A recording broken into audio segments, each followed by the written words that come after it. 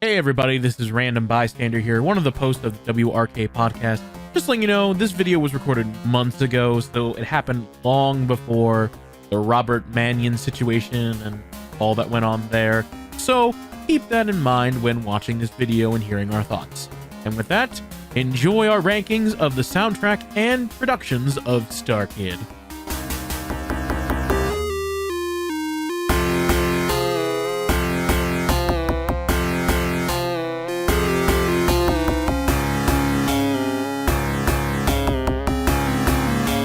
Now it's ranking time. All right, and I'll start. This will be the number 12, and from the bottom up. Yeah, what are you starting with? I'm gonna start with soundtrack and then do the musical. Sounds good to me. So I'm gonna say my soundtrack, then my least favorite musical, and then Kirby watch Kirby watch. Yeah. Okay, so I'm going next. What? Yeah, you'll be next after that, Cool, and then cool. watch, and then you go take turns. Yeah. All right. Okay. And for soundtrack, I didn't have to think too hard about the bottom one at all. Holy Musical Batman is soundtrack wise is number 12. I just don't like much of the songs at all. They just seem very repetitive and very meh. And I do have some good songs in it, but honestly, a lot of it just like, if there's one thing I think Rancid is right about, it's with the music. And I just couldn't get into the songs. I couldn't. The one song which I will call my favorite, because I'll also name my favorite in between with the songs as well. My favorite song would have to be "Rogues Are We," because just the villain song and "Ice in My Veins," and just it just has a nice beat to it almost. Okay. As for the number 12 least favorite musical general, the least favorite would be Me and My Dick, for a lot of the reasons that we have talked about. It is very gross. It is underdeveloped. It is a lot of the songs and the plot. It just goes all over the place by Act 2, and it's just not. I don't like it. I don't like it. I mean, there's some good things about it. Don't get me wrong, but again, like KirbyFan said, just because something is good doesn't mean makes the whole musical good. That's all I have to say about that. So, all right. Just to recap, least favorite soundtrack is Holy Musical Batman. Least favorite show is Me and My Dick. I have those down. Thank you very much. Kirby. Now, Kirby fan. All right, my number 12 for the song rankings. Oh boy, Holy Musical Batman. So here's my problem with it. There's one song. They sound the same to me.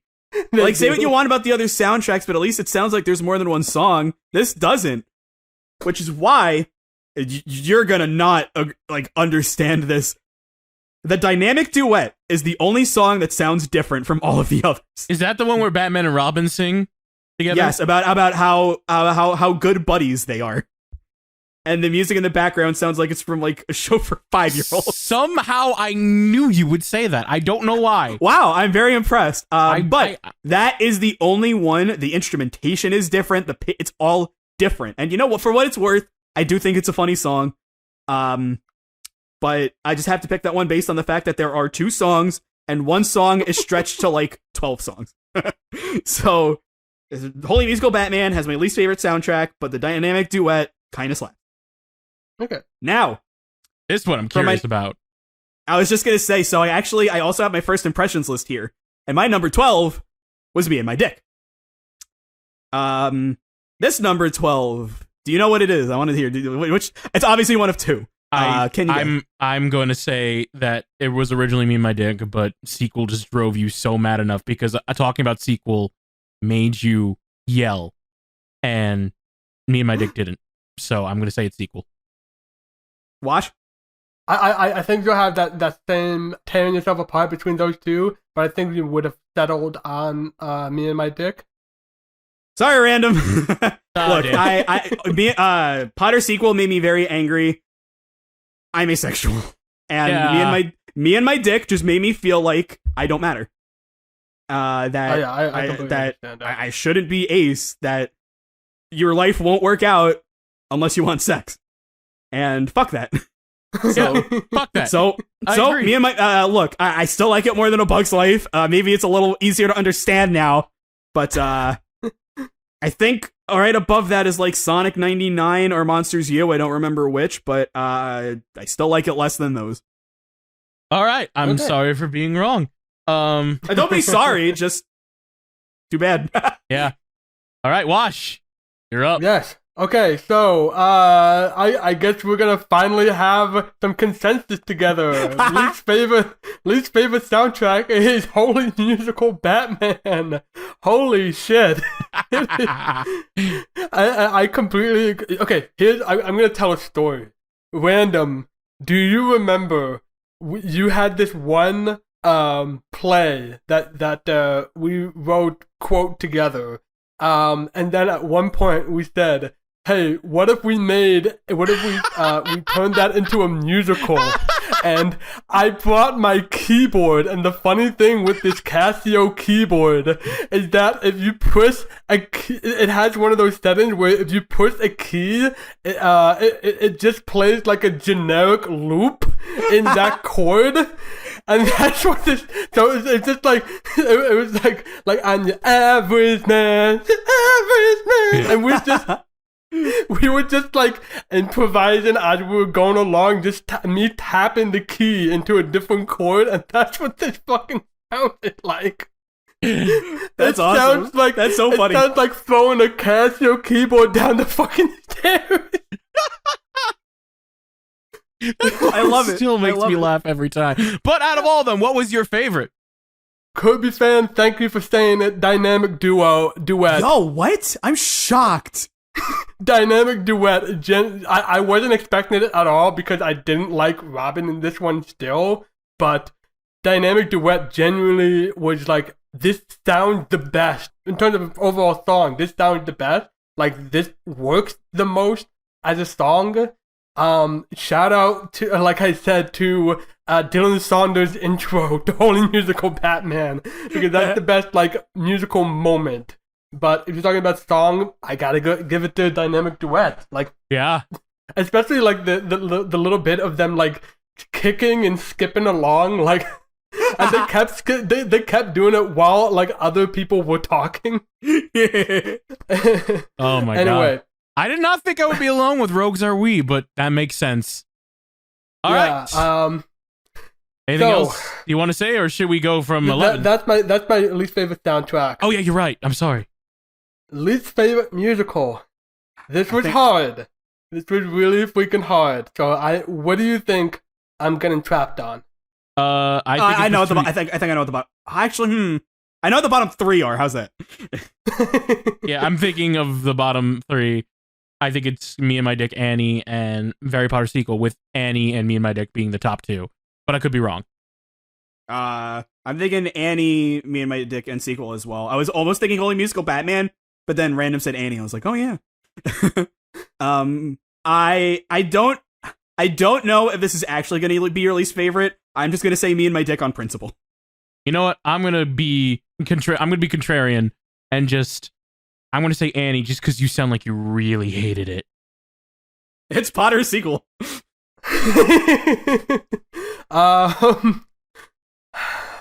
This is the one that changes the most depending on my mood, and it like on principle, I want to say Me and My Dick, just because of just how hideous it is.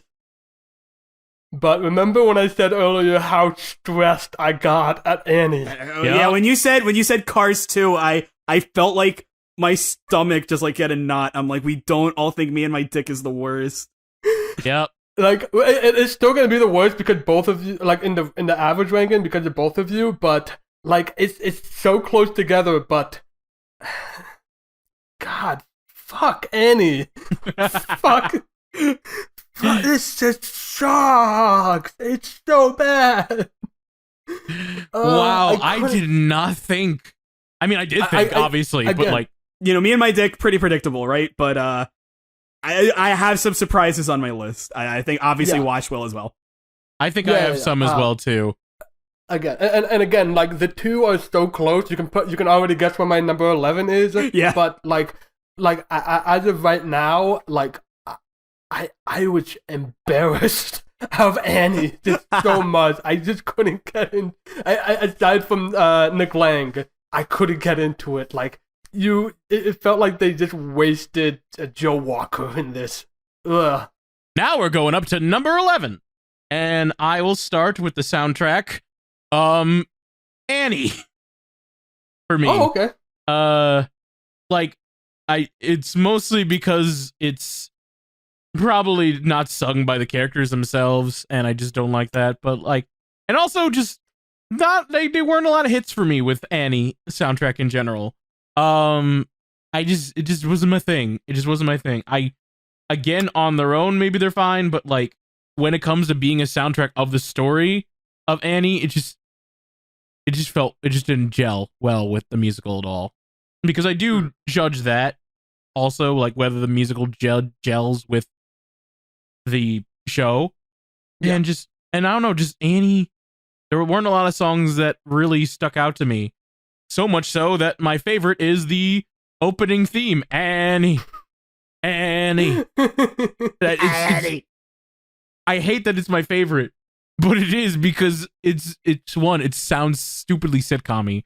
Two, it's stupidly catchy. So it'll forever be in my head, and I even found myself bopping to it at points because I just I don't know, it sounds fun, and I don't know, I just like it. I like it. But okay. I still don't like Annie that much, and I will put it at number 2. It's better than musical Batman. It's not that bad, and at least some of the songs are different in Annie. But and also for StarKid, Reg shows number 11 is Annie because it doesn't work. It's just I appreciate them trying to do something different, but I just felt like the whole Tarzan approach of having the band do a song while people move in slow motion works in animation, doesn't work much in theater.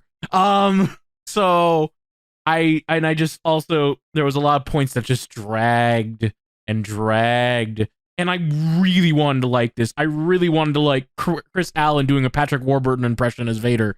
I really wanted to, what's her name? Denise. I really wanted to like Denise playing that character that was obscure in Star Wars. I really, really, really, really, really, really, really wanted to like so many things about the show, because I do like StarKid, and I thought it's not as bad as Me and My Dick, but I can't really say it's that great either. Joe Walker is great. I agree with you. Nick Lang carries the show, hands down. But yeah. I no, it's number 11. For 11th soundtrack, Me and My Dick, actually. Really? So, like I said before, when we were recording, I had said that I had thought that the songs here were better than a Very Powder musical, and they might be, but I had such a stinking feeling every time with all these songs, because it just went back to just how miserable it is, just how like hateful it can get. I wanted to, I weirdly I wanted to enjoy the songs, but I couldn't get there. It was just so, and I don't know, maybe this is something that I can enjoy more like in a solo soundtrack, but just like the constant one joke, penis, pussy, that's it. That's all it is. It's so it gnaws at me. Favorite song, I'm gonna have to repeat my past self. Gotta Find His Dick is gotta find his dick. Gotta find his dick. Okay. Look, AJ Holmes say, someone tell him where his dick is. That's not AJ Holmes, that's Brian Holden. Oh, was that Brian? Oh, that was Brian Holden, my bad. But anyway, but yeah, that's the one that I can enjoy on its own, because it's not like so shitty to other people. Uh, anyway, 11th best StarKid musical. I already said it. It's Me and My Dick. Yeah. So awful. we both, in a way, we both have the same number 11 for both. Absolutely. Weirdly enough. Even though they're both different number 11s. No, but like my 11 soundtrack and show are the same, and your 11 soundtrack and show are the same. Oh, that they're swapped. Yeah. Yes. Again, with the musical ranking, that could easily change depending on my mood, depending if I'll ever rewatch either of them, which I don't think I ever will. But yeah, I already said it. No. Kirby fan. So random. You think you're the only one that has Annie at number 11, with your favorite song being Annie? No, not anymore. My number 11 is Annie, and my favorite song is Annie. Just for the simple fact of the matter that it's like, I know this is for the super soundtrack, biased. right? Yeah, for the soundtrack, yes. Yeah. I know this is super biased, but it's like, the soundtrack's not very good. But it's like, when I hear Annie, it just makes me laugh because I think of all the times we've messed around talking about it. So it's like, it makes me feel the happiest. Yeah, that's understandable. But not a very good soundtrack, so I'll do that quickly. And for my number 11, this should come as no surprise for the rankings. My number 11, Harry Potter sequel. It is a very not good sequel. Yuck. Yeah. But so here's the thing. Me and my dick, it's like, I think it's important for me to talk about this one because it's very specific details, but Potter sequel, I don't want to talk about this. So let's move on. All right, for the soundtrack. Number 10. I don't like the sound of that. What is it, TTO? No, fuck no. I don't know why else you would be like, oh. This one is going to depend on my mood. Oddly enough, this one was probably the hardest one soundtrack-wise for me to pick. Which one was better? I'm interested. This is going to be weird to say. Just say it. God, I'm just like thinking. I'm literally deciding if this is really worth it or not. Look, I didn't rank guy who didn't like musicals. A Harry Potter musical. What? I like the song. This is where to start. Where I will get to where I will defend a certain person in the next one later. But I do like the songs in the Harry Potter musical. It's just there's not a lot that I think are memorable. Like there's a lot of good stuff, but there's a certain preference of song and type of song that I like that is in another musical that we'll get to. I don't know if I regret this decision or not already. Immediately I shouted it, but I didn't think a lot of the songs were the best in a Harry Potter musical. I mean, that's fine. I mean, I'm just surprised. I'm just surprised because it's a Potter musical. Like, everybody knows it. Yeah, I know, but like going back to Hogwarts is overrated. Thank you. It is good, but it's a decent opening number, but it's just I'd rather prefer other songs. But also the dragon song's okay. I more like the puppet than the song. Ginny's song, and I mean like Harry's song to Ginny is Harry is Ginny, his song about Harry called Harry is a little boring. In fact, and Missing You is all right. Like I like that a bit, but it's okay. It just, I mean, and okay is wonderful, but it's okay. As for my favorite of the songs, I'm gonna have to go with To Dance Again. I gotta go with To Dance Again because it's Joe Walker dancing and it's just so much fun. It's such a fun song.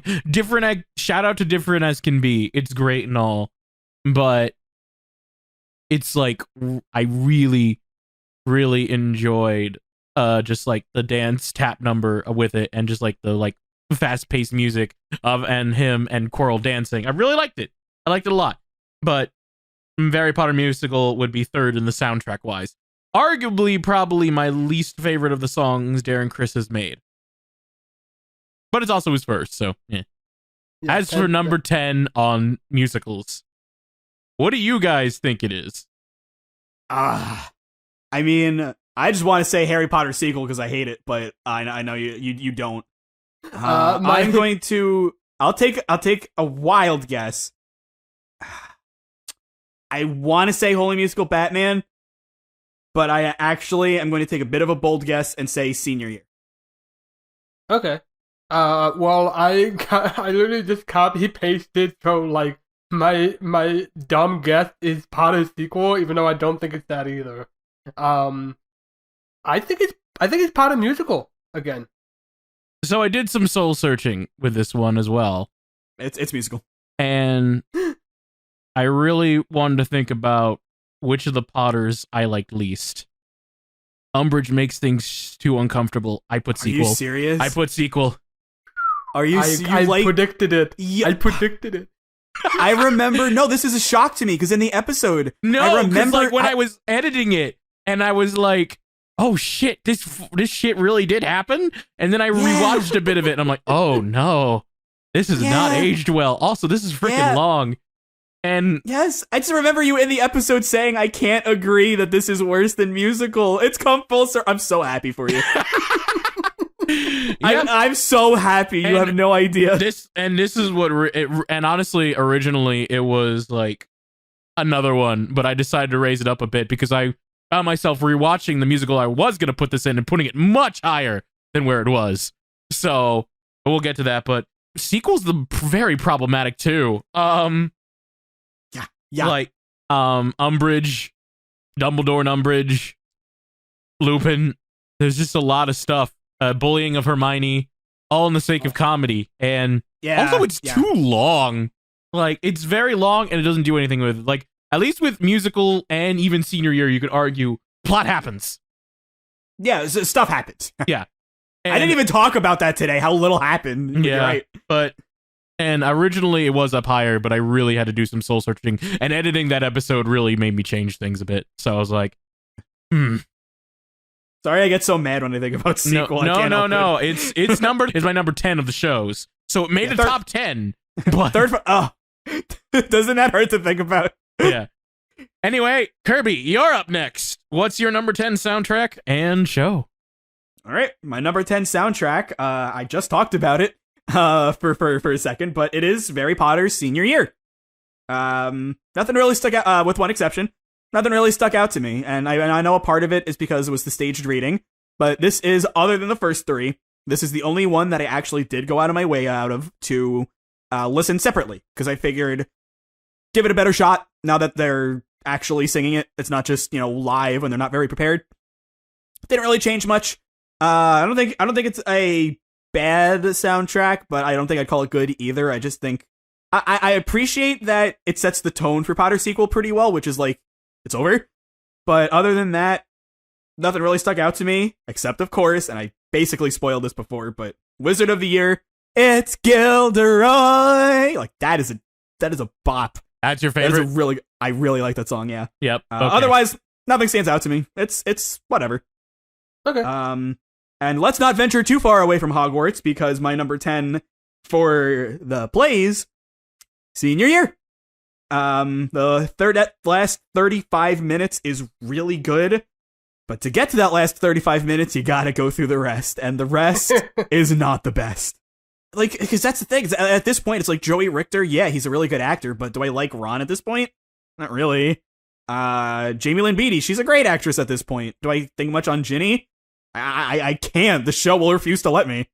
Hermione's still getting bullied, even though Meredith is great. Like, they're all much better actors. And, like I said, that 35 minutes about moving on, like, you can apply that to any part of your life. Like, it's important. I'm glad that they did this, especially with something like Harry Potter, which was not only going out of favor, but also was StarKid's thing. It's like, oh, yeah, they did other things, but the Harry Potter people, right? This is their way of saying, no, we're not the Harry Potter people, we're StarKid. And having watched all of their plays, I think this is really important. It's also 3.5 hours long, and it kind of stinks. It's not like Sequel and Me and My Dick, where it's just like foul and rotten. I just don't like this one. It's much easier. But not terrible. Not terrible. It's not terrible like those two. I just don't like it. All right. Wash. I really wanted to be the one to say that Annie was my favorite song in Annie. we all You both took that away from me. Yeah, least favorite soundtrack. I mean, 10th best soundtrack in StarKid is Annie. It sounds better than Batman is my thing. It's and I feel like I wasn't as bothered with the soundtrack as I was with me and my dick. But aside from that, it's kind of feels very generic.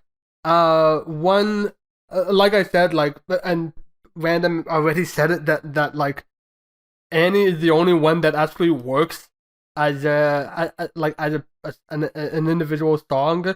I will give a shout out to. It's weird. It's like Annie is like the best song in the musical, but I feel like With My Own Eyes is the best in the soundtrack. I don't know. I just kept thinking back to to My Own Eyes. Oh wow! Like I feel like I would enjoy like listening to that on like iTunes, but I couldn't stand watching it. But yeah, that's my thing. And 10th for the StarKid ranking, part of sequel. We already said it, and KirbyFan doesn't want to talk about it. So I mean, you can talk about it if you want. Yeah, it's fine. No, I there's really nothing more for me to say that both of you haven't already said. It's not very good. There's like we said, there's some good in it. There's it's pretty rotten. Not as rotten as Me and My Dick. That's all I can say. All right. All right. How the hell? Like, because we all agree on that note, but like, sequel has umbrage, like, and we still say that, like, that's how bad Me and My Dick is, right? Like, that's unbelievable. Yeah. Unbelievable. Speaking of, number 9 on soundtrack. Hear me out. Okay. Me and My Dick is not a good show. But I am a sucker for 50s like jazz. And there is a lot of that in this musical. And I know you guys don't like the songs or think they're memorable other than the original title theme, Me and My Dick. And granted, there are some songs that I'm just like, why? But there's a lot of songs in Me and My Dick that I actually really find catchy. And like, Gotta Find His Dick. Listen to Your Heart. Ready to Go. Me and My Dick. I'll even fight for a lot of other things in the song, and I will say that some are very catchy and they're jazzy. I'm a sucker for jazz, man. I am. And this is gonna be crazy. And I know because we give so much shit about this play and the music, and I can't believe I'm saying this, but my favorite song in the soundtrack, I'm gonna have to go with Rancid. I like the Land of the Dick song. I'm sorry. Okay. Corey Doris in that is amazing. Yes. Like really? I had in my notes that like, oh, this song is so stupid, but then Corey Doris walks in. Yeah, and he has like a whole like a little bit. He makes the song. I remember saying TTO is the first time you really got to hear him, and it's like, I'll stand by that out of principle, but otherwise, like, no, it's Me and My Dick. You really do. Twice. I mean, granted, because you hear him in like Land of the Dicks, and he gets his whole solo in Big D's Temptation. But no. I'll at least, and granted, Land of the Dicks is very similar to Zoo Zoo Riot, which I also really like a lot. Because Rancid introduced it to me, and I looked and I'm like, it's the same and really good. But I'm a sucker for jazz. I'm a sucker for that type of music, even if the lyrics aren't the most appropriate. And I've even found myself like casually listening to the Land of the Dick song because it's like, I would call it better of a. I like it. It's a guilty pleasure. That song. It's a guilty pleasure. The musical's not great, but the song is my favorite. With Listen to Your Heart being very close. And that's the musical for number 9. My number 9 in the show, a Harry Potter musical. Wow. Yeah. My list looks so weird compared to. Oh God, I like a Harry Potter musical. I do. But you're right. Like Voldemort and Quirrell really carry the show, and there's a lot of awkward moments in it. And it's StarKid's first show, and while they do have a lot of love into it, there's a lot of stuff that's like weird. And I will make an argument for the next one on my list, number 8, and why I think that's a bit better. But I don't know, just it's not that it's bad, it's just not as good as the others. We're getting to like where they're starting to get a little bit better at this point. And I don't know, I prefer others over musical. But of course, Quirrell is great. You gotta love Quirrell. You literally gotta. Yeah. It's all you got. Alright. My number 9 soundtrack has to go to Harry Potter musical. It's fine. It doesn't rank so high among the other Potter musicals because it's the one where the songs are. I mean, it's really the history is that like, what is it? There's like one song in there that's actually made for the musical, and then the rest were just like ideas that Dan Chris already had in like other places. It just kind of made it feel less special. But like I feel like this is the point where the soundtracks are starting to get a little better, like production wise. Yeah, that's as much as I can say about it. My favorite, we already said, To Dance Again. Hilarious, just fantastic song, and just fits the best in the show. The Quirrell song doesn't really. I didn't like this song, that the duet that they have as much this time around. It was a little sad, but it's still like a good scene and stuff. I guess what matters is that Quirrell works, not so much their songs. My 9th musical is Holy Musical Batman. It's fine. I couldn't gel with this one, like with Holy Musical Batman compared to like Potter Musical or Senior Year. Like it was too much for me. It was just too much. I couldn't get into it. That's as much as I can really say. KirbyFan. It is my turn. For my number 9, as far as the soundtracks go, definitely have this one further below, but I have a Harry Potter sequel. Kind of same thing I feel about with Senior Year. I wasn't too thrilled about too many of them, but it just stuck out to me a little bit more, I guess. I think both of you said this, you really liked the song with Sirius Black. I actually was like, it doesn't really have much of a melody to it, and I get what it's going for. Home, on the other hand, dang, that's what I'm looking for. It has a melody, and it's very emotional. I actually found myself having much more of a reaction, I don't know, not crying, but much more of a reaction to Home than I did to the song of Sirius Black. I don't really have anything else to say about it, though. It's kind of like Sequel, where it's just like, I mean, I'd rather talk about the soundtrack than talk about the play, but it's just, I like Home a lot. It's a really good song. Okay. Now, for my number 9, as far as the musicals go, I had to get to it eventually. It's Annie. I'm just gonna say I'm surprised it's higher up than you're the highest one to rank Annie. Yeah, so here's my thing. Obviously, it's gonna be above Me and My Dick and Sequel, right? Obviously. So when I was comparing this to Senior Year, I was going to put Senior Year above it. And I'm like, something doesn't feel right about that. What? Nick Lang, duh. Like he carries it. He's really good. And they're like, like the song of Gilderoy. And yeah, obviously that last 35 minutes, but I don't know. Nick Lang has more of a presence than those 35 minutes do. So that's just kind of what brought me to that conclusion. Although Annie was also my number 9 on my first impressions list. It was Me and My Dick sequel, musical Annie going bottom to top on my first impressions list. So already it's pretty different. Musical's not on there. It's replaced with Senior Year. It's actually the exact same other than that. But yeah, Annie sure was a show that had a couple chuckles. Brian Holden was good, and I really like Nick Lang in it. That's that. Number 8.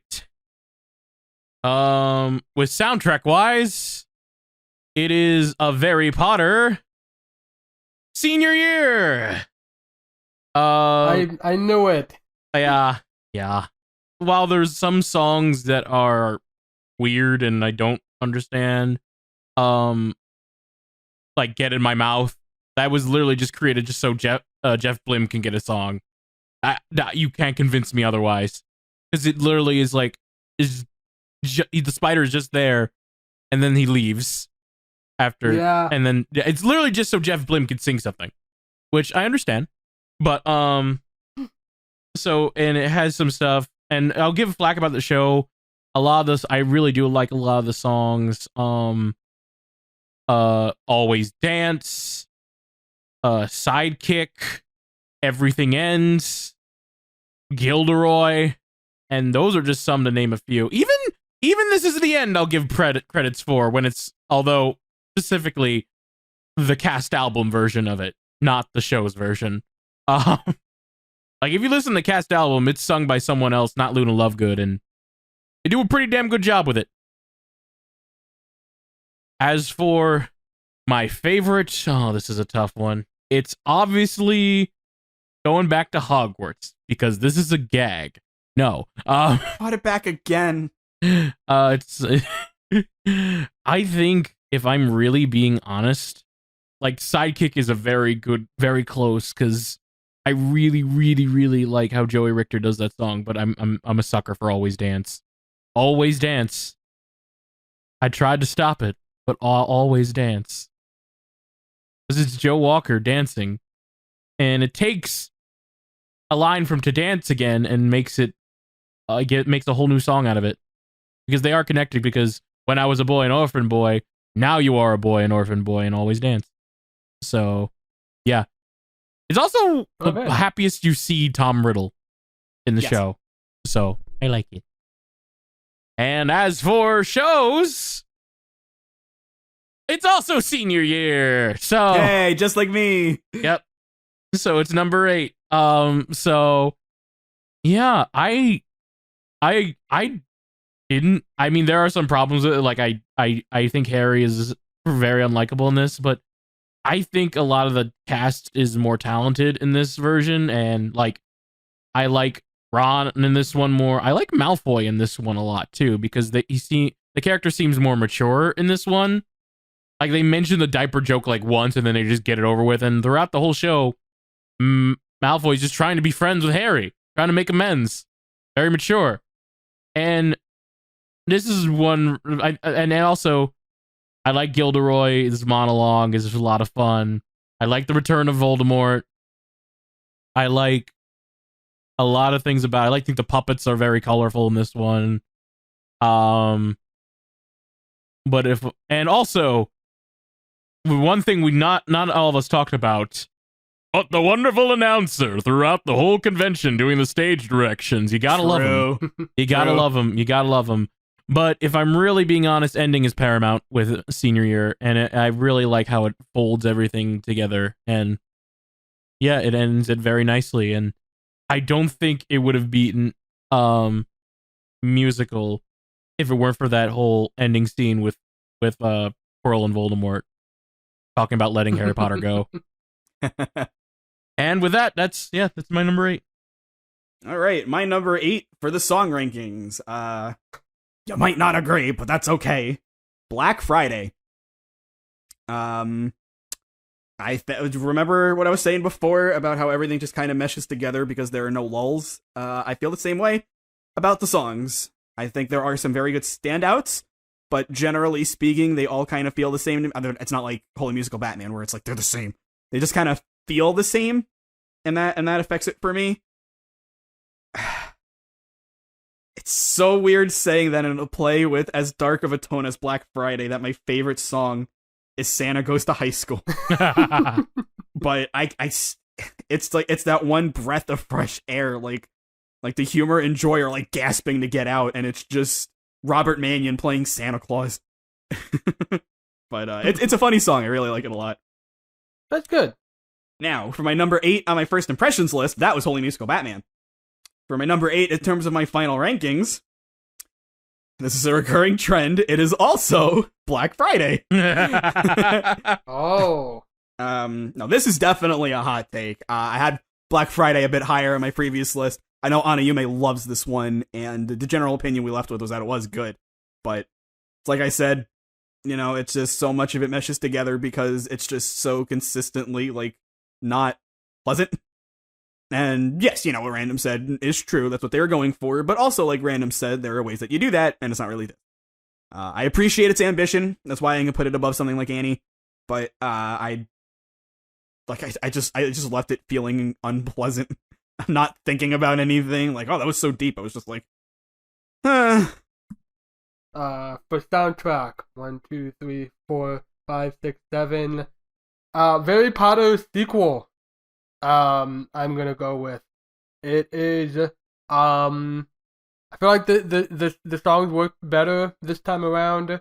My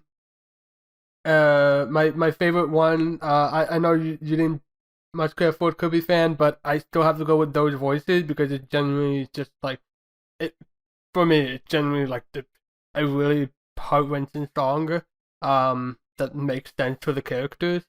And it performed really well, I felt.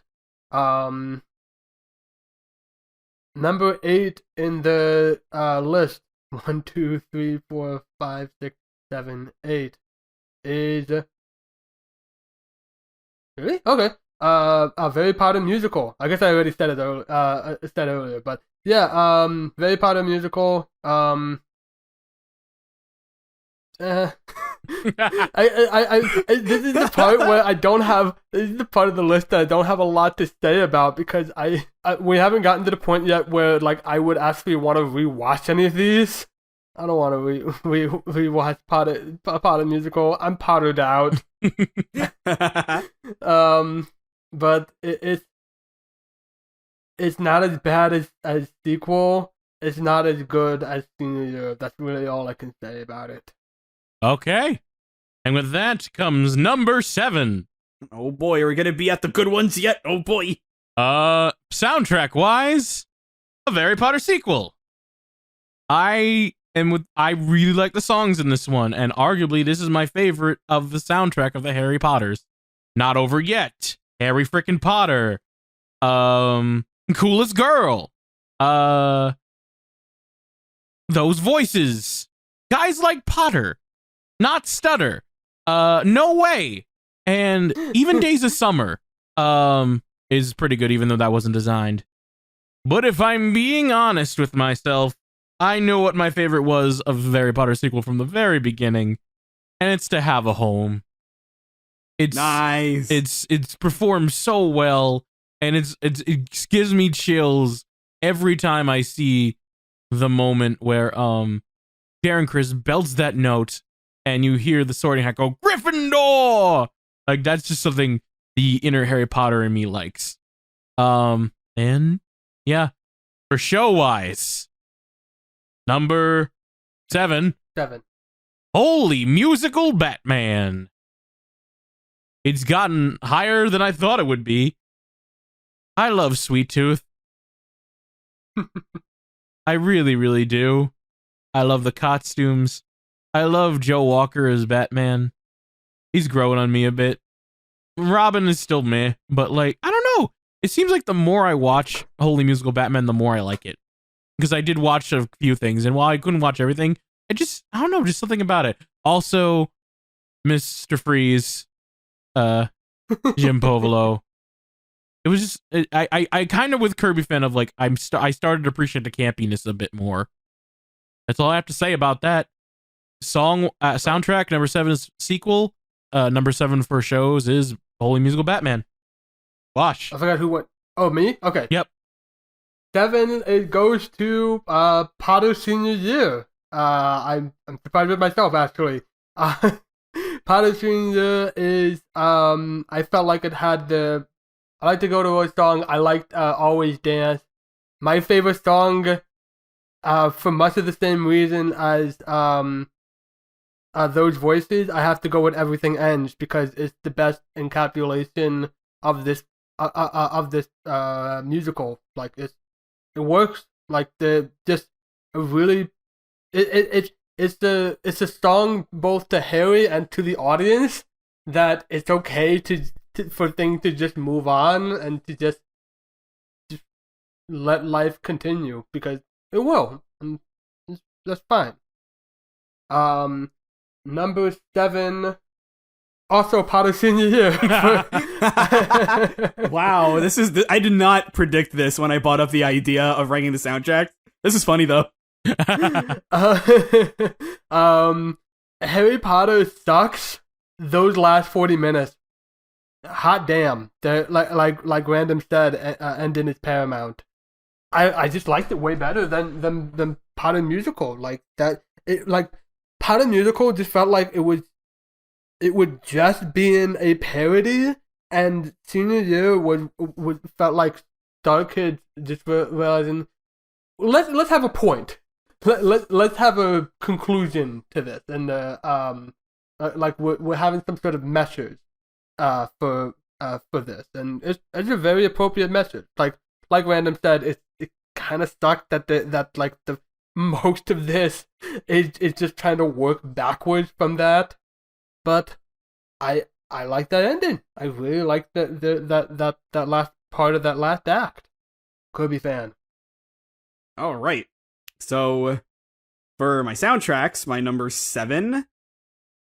This is so. I feel dirty that I haven't said Me and My Dick yet. My number 7 is Me and My Dick. Wow, you liked it better than I did. Yes, and I feel even dirtier than you did. I don't know, just like it's weird. The songs are like kind of bops, but like it's also weird in that until they get specifically sexual, they're kind of wholesome too.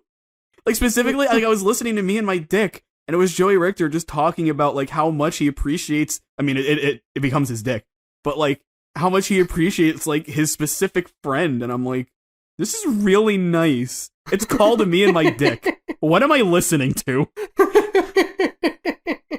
But that is not my favorite song. However, I would be remiss not to mention that unintentionally, Gotta Find His Dick has to be one of the funniest StarKid songs.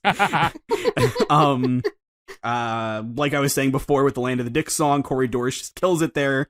I'm not so crazy about Ready to Go. I'm not too thrilled with that one. I think it went on a little long, but the opening number, like I said, starts wholesome and it's just kind of a jam. However, there's one thing about Me and My Dick that I can actually say is like, yeah, no, this is good. It's Heart. Ergo, my favorite song, actually very easily, Listen to Your Heart. Yeah, I loved that one. I actually, like, Count Rancid was saying that, like, he hums Me and My Dick to himself when he's, like, making toast or whatever. I actually found myself doing that with Listen to Your Heart.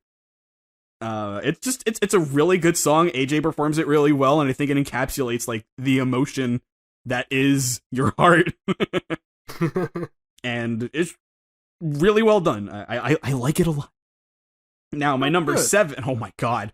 My number 7 on my original list was Senior Year. We're way past that. Yeah. Now, I'm the only person that has Potter left. I still have Potter Musical. I have not ranked that yet. So, will we get Harry Potter in the top half? No, we won't. It's Potter Musical. Yeah. I was like, I know you like it, but it's not that good. it's not top half.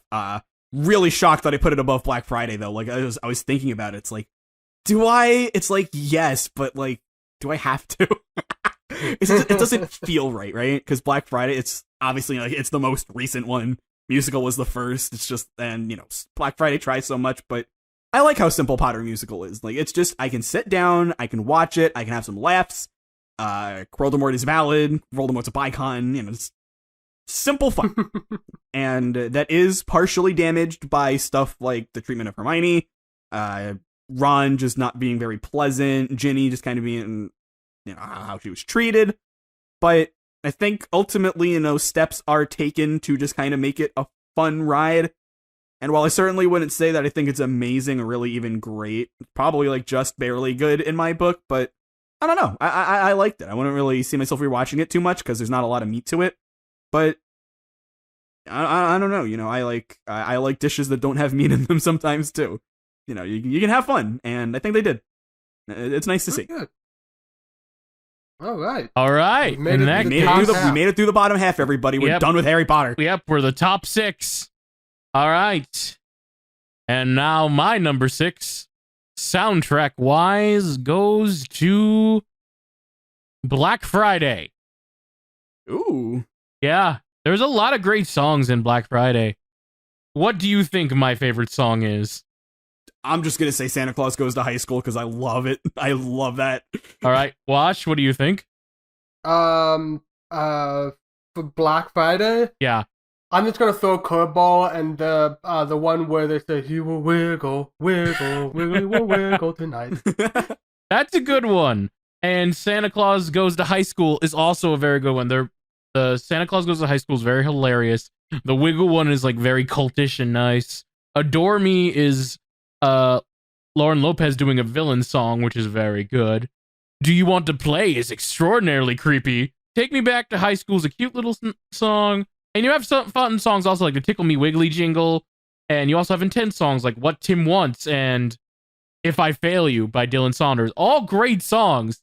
And while I love them all, but something about Corey Doris singing like a craze, singing that song, Our Doors Are Open, like he's just Mr. Krabs living the life of Riley, and Black Friday is my favorite in this whole show. Cha-ching, cha-ching, cha-ching, gooey. Like literally, that's the same energy Our Doors Are Open has. I'm not crazy about the song, but I also really like Corey Doris in that one. Yeah, it's like I just like the doo-wop and just like and how it like it's one of the most cheerful songs in the whole show that doesn't take place in Santa Claus Goes to High School. Yeah, no, you're right. Doesn't like take place in some sort of commercial or television product in the show. So it's the most cheerful the show gets, other than What Do You Say? I would argue. But yeah, there was a lot of songs I find memorable, but Our Doors Are Open just has a special place in my heart. It's a weird pick. Not a lot of people pick that one, but that's okay. As for number 6 for the show, Firebringer. Ooh, okay. Yeah. Firebringer is a decent story. I like what the characters that are developed, like Zazalil and Jamila, and I like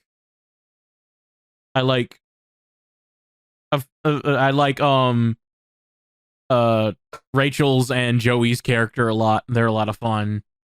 I like the puppet of Snarl, and like it's a really cool puppet, arguably one of the best puppets in the show in all of StarKid.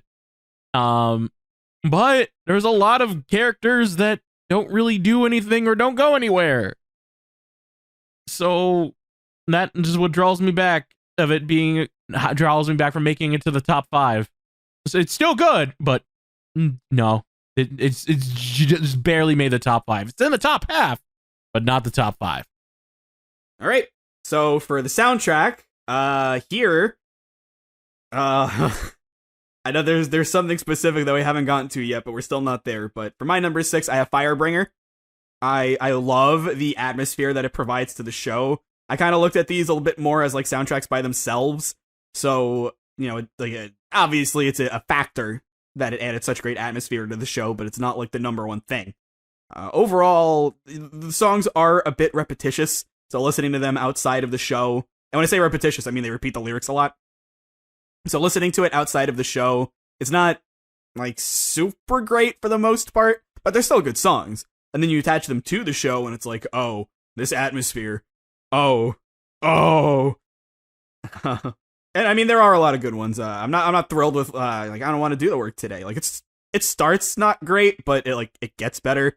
I like Welcome to the Stone Age. It's not much of a song, but I do like Bring That Fire, Bring That Fire.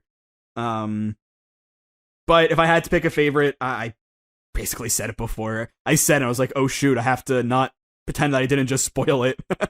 But it's definitely The Night Belongs to Snarl. That's got to be my favorite song. That's got to be my favorite song in Fire. It's a perfect song. The tone of it, the pacing of it. If we're talking about the play itself, the puppet shadow, the shadowdry, whatever with the puppets. It's such a good song. It's actually, again, this isn't a list that I have ranked, but this is like easy top 5 StarKid songs for me. This is just, it's so good. Now for the plays themselves. My number 6 on my original list was Black Friday, and we already got to that one. Now for my number 6. God, this feels so weird. I would like to, before I say this, just offer up a quick apology to Count Rancid. I understand this one did a lot to your mental state, but I can't. I liked Holy Musical Batman a lot. It was so silly and campy, and it's like, yeah, there's only one song, but I'll just keep shredding this point that I said in The Guy Who Didn't Like Musicals. I'm not thrilled. Like, the music isn't that big of a deal to me. I like music's like the least of my concerns when it comes to this stuff. And Joe Walker as Batman, he's super, super goofy. And like, this is like, there are silly Batmans, but this is the only Batman that would be like, give me the newspaper, I want to read the funnies. And then when Alfred reads the funnies, like, as he's saying every individual sentence, Batman's like,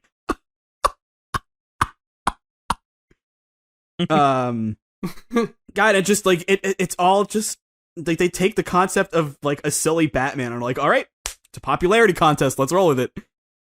And it's like, no, I feel like silly Batman being a popularity contest makes sense. And, you know, they drag Superman into it, and he has his own worries and concerns. And it's like, it's super silly, but there's enough weight to it where it's like, okay, I don't think it's too silly. It's really silly, but I don't think it's too silly. It's not one of Jim Pavolo's best roles, but honestly, I think this one has Jim Pavolo's best one-liners.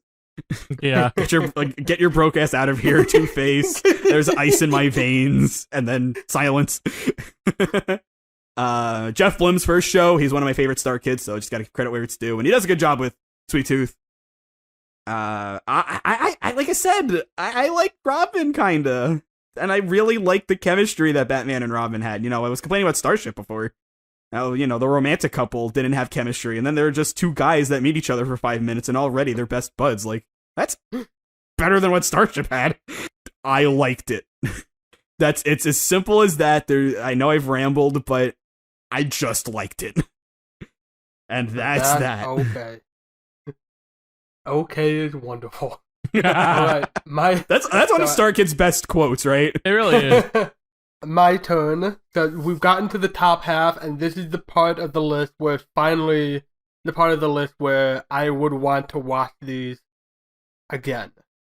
So my number 6 for soundtrack, I'm gonna have to go with Twisted. Ooh, that's contentious. Yeah, that's low. It is controversial. As I've said before, my main issue with Twisted is that it leans too hard in parody.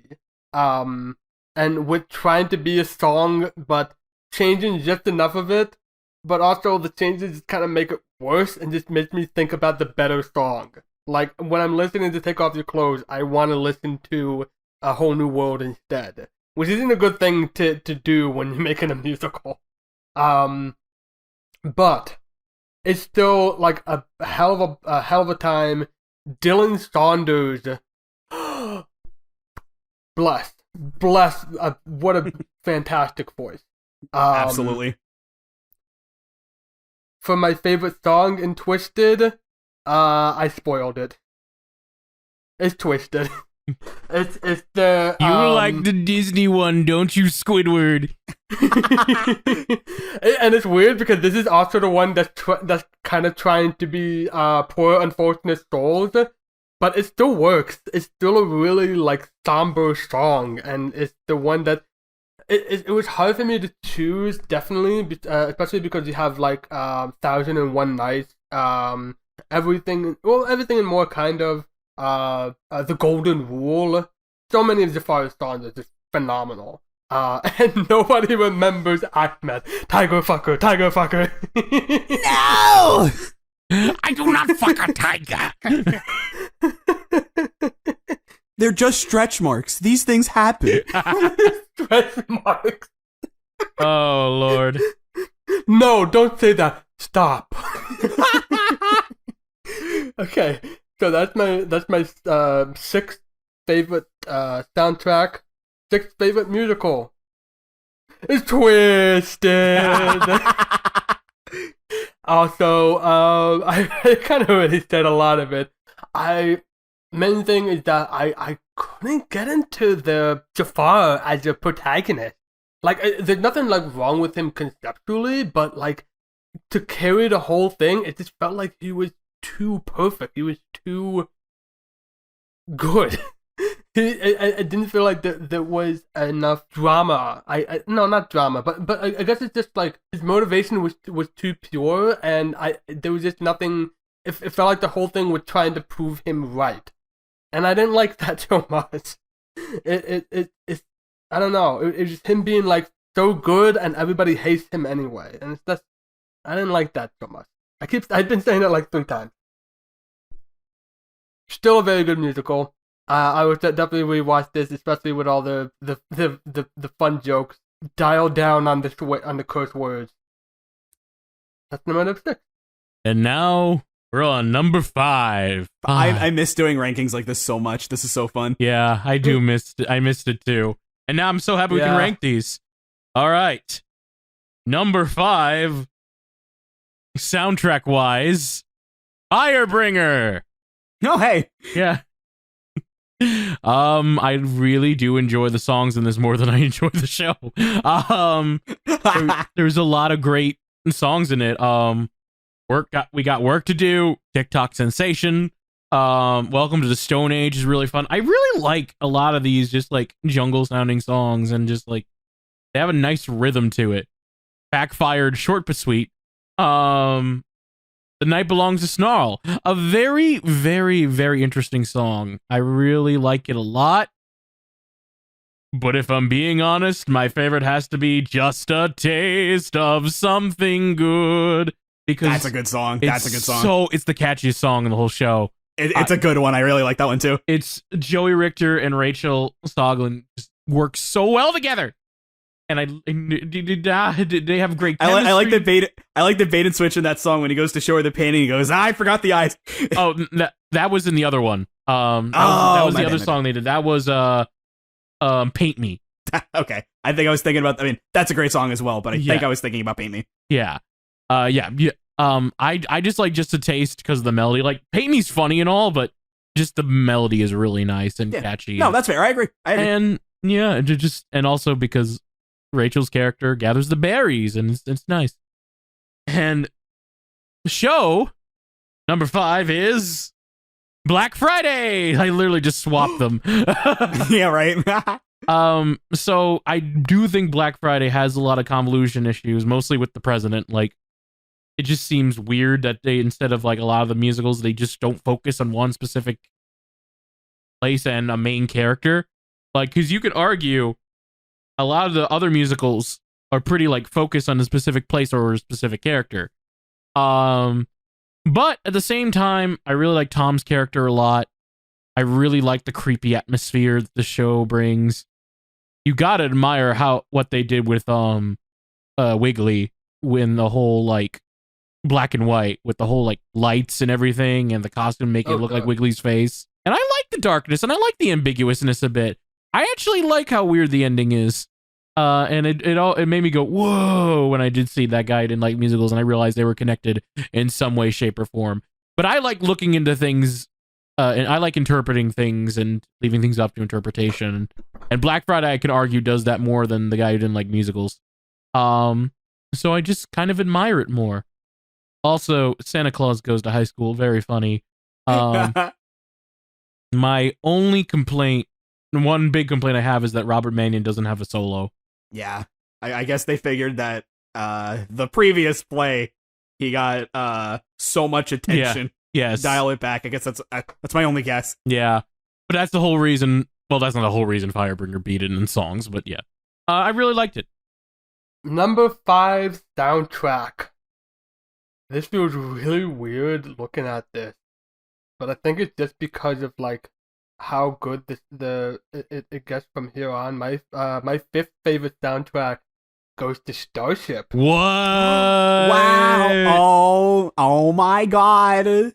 It's the old one, as in it's the oldest good one. Oh. Fantastic, absolutely fantastic stuff. I love so many of these songs. I'm trying to remember what it was about this, but I think it's just like I like the other ones better in terms of soundtrack. That said, there's that one YouTube video of like community votes for their favorite StarKid song, and it goes in order, and there's a lot of it that I usually disagree with. But the top rated song was "Kick It Up a Notch." Yep. And I completely agree that "Kick It Up a Notch" is one of the best songs. Genuinely, like, it's first off, it's a bop. Bop. It's like it's so cool of a song. Again, Dylan Saunders, like, smooth as butter with that singing. I didn't even notice the first time there was like a guitar solo during that. So much fun. And of course, like, referencing all the previous songs and using that as temptation, fantastic. I guess it was just like there were some songs that I didn't like as much as the next few soundtracks were here. But yeah, that's my number 5.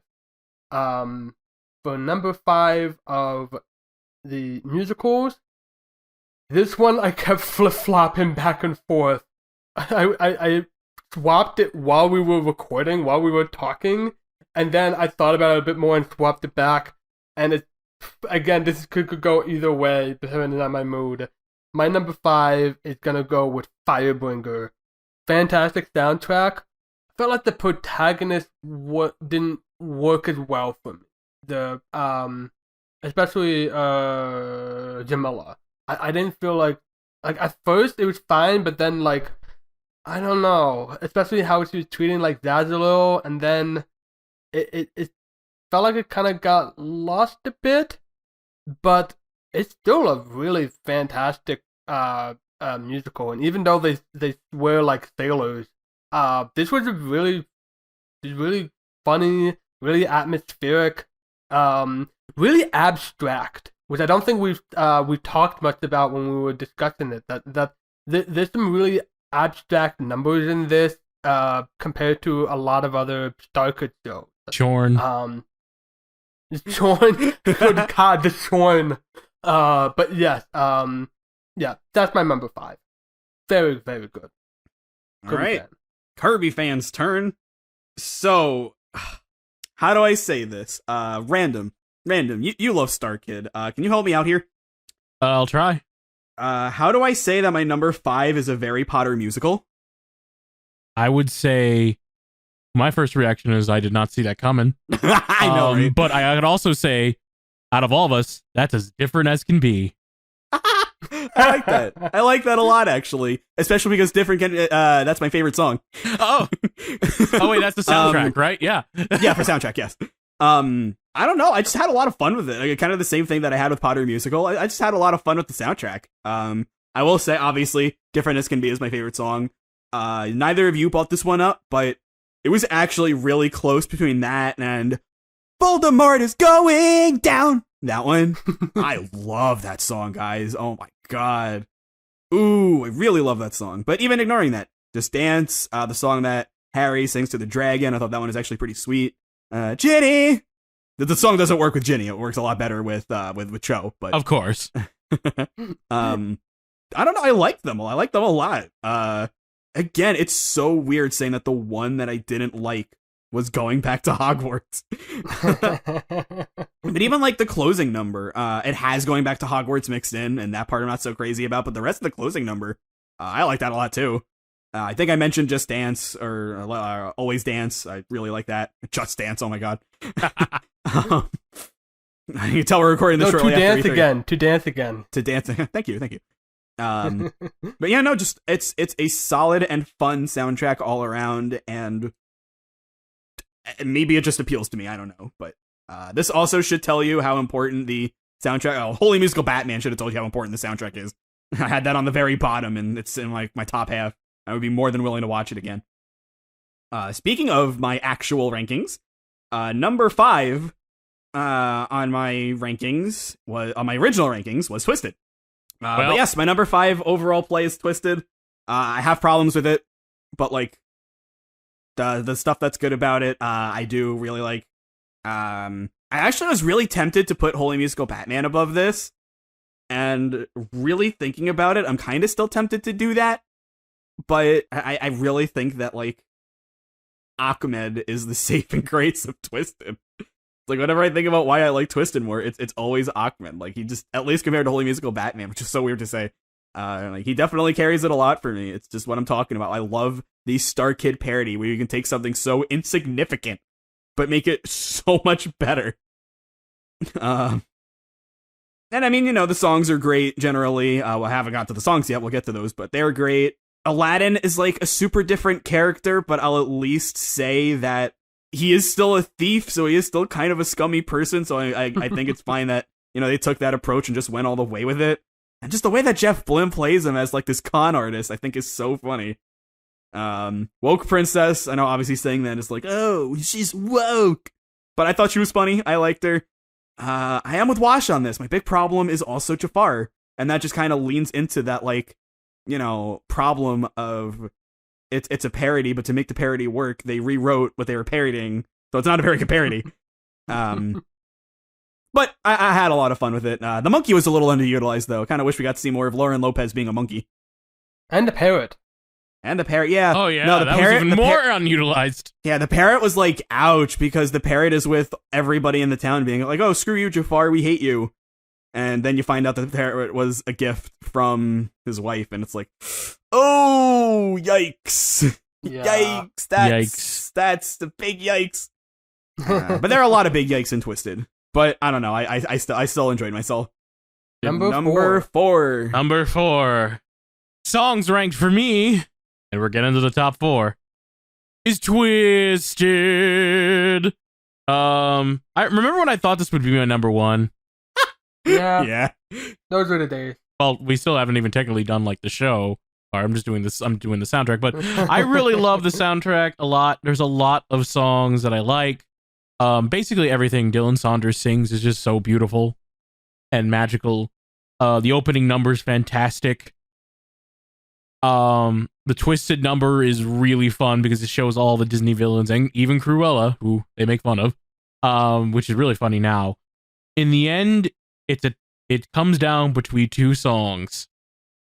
The Golden Rule and No One Remembers Ahmed. And if I really think about it, I gotta go with my boy Joe Walker. No One Remembers Ahmed.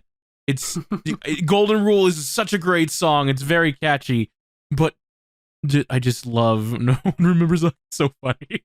It's a really funny song. It's so funny. And it's Joe, again, one of Joe Walker's best roles. Not my favorite, but it's one of his best roles. And again, he takes the character that's just a throwaway joke, turns it into something beautiful. Also, number 4 is Twisted. I knew it.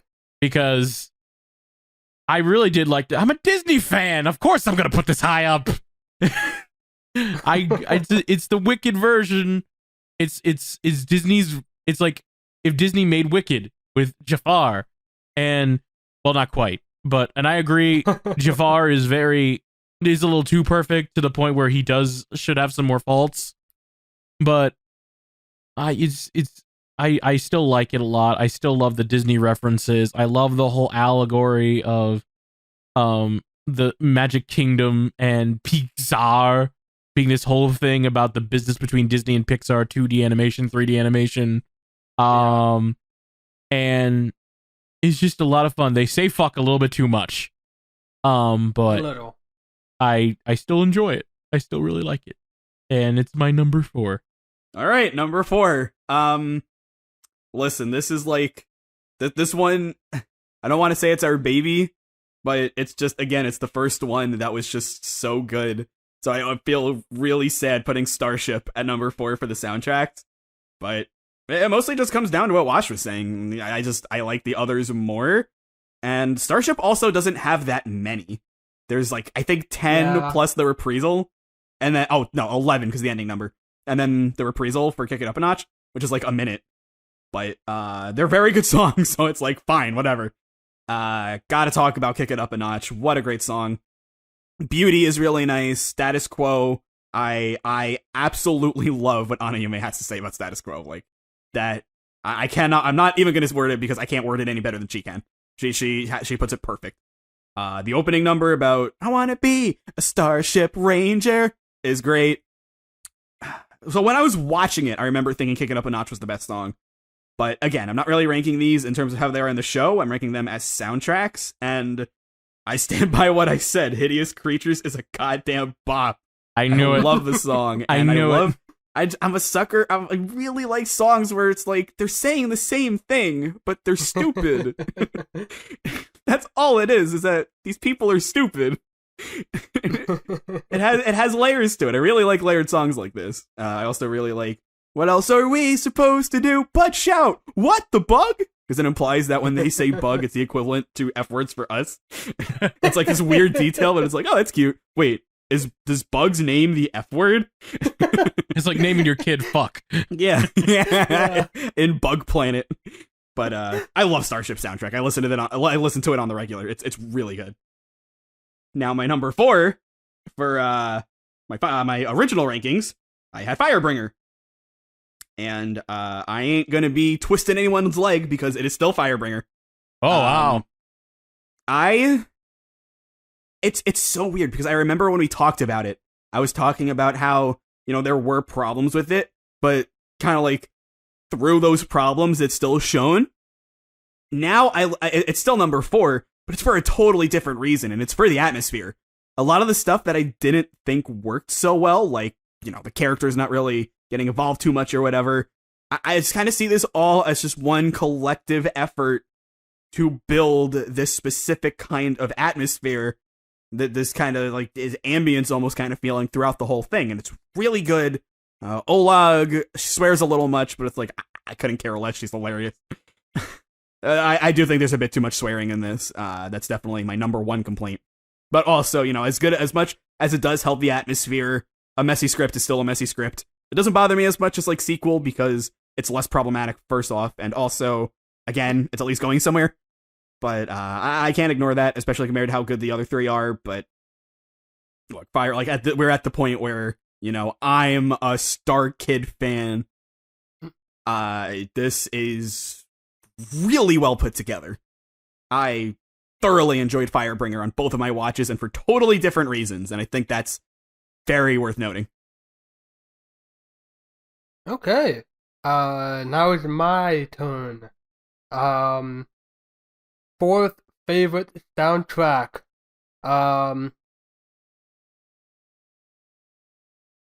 Black Friday. Oh wow. Wow. That's actually pretty high. It's really high. That's really high. I'm surprised that I ranked it higher than both of you, and by a good amount too.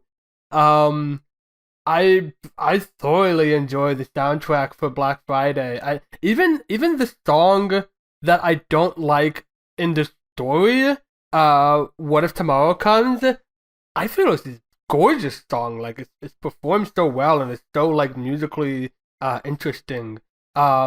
Wiggle. It keeps getting stuck in my head. Wiggle, wiggle your way into life. The stuff that I really like how often they have like they have like a almost like a chorus singing together without any backing underneath. Deck the halls, the Santa Claus coming to high school. where it's like fa la la la la. It's really powerful stuff. Favorite song? I'm gonna have to go with "Take Me Back." Not only is it a very powerful song about long lost lovers, but also they bring back a little bit of Santa Claus coming to high school.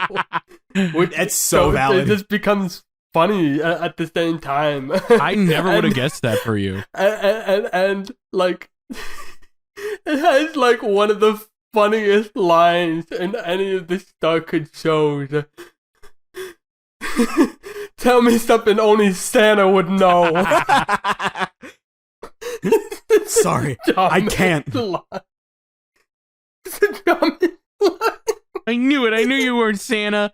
I knew you tricycle. weren't Santa. Santa! Makes out furiously. This movie's awesome. Yeah. All right. So- And that's the soundtrack. That's the soundtrack. Best show, also Black Friday.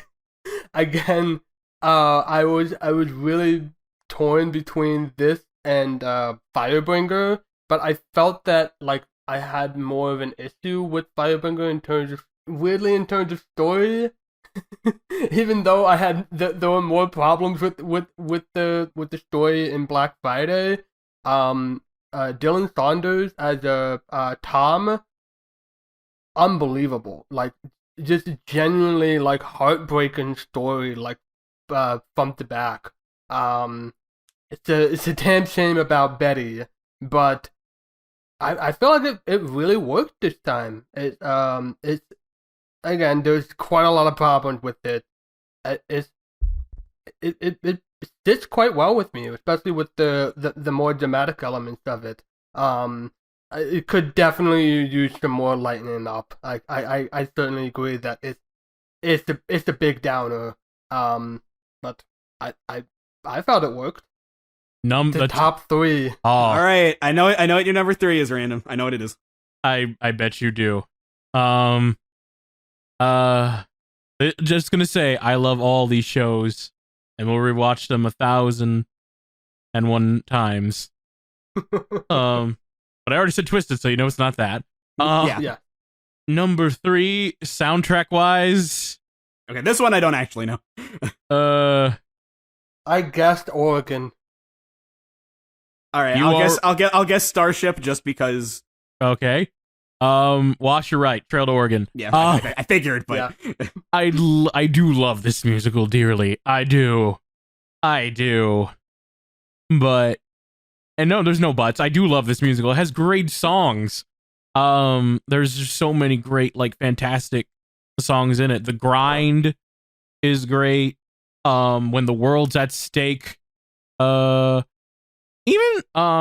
When You Gotta Go is really good. I would argue all of versions are good of that song. Even Caulk Your Wagon's not that bad. And I was really thinking about it, and for the longest time I thought Wagons on Fire was the best song in the show. But I really can't say that. I gotta give it to Independence.